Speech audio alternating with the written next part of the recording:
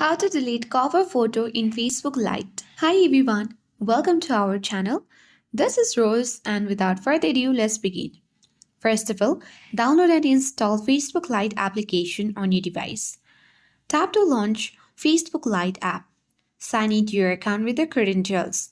Navigate to three-bar icon at top right to access menu. Now simply choose your profile to view your profile section. At the top, you'll find variety of options: post, about, reels, photos, and videos.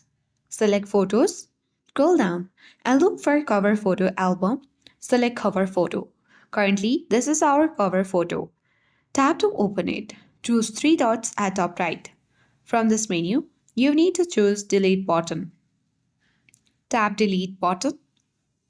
And with that, you have successfully deleted your cover photo in Facebook Lite. That's all for today. I hope this guide was helpful.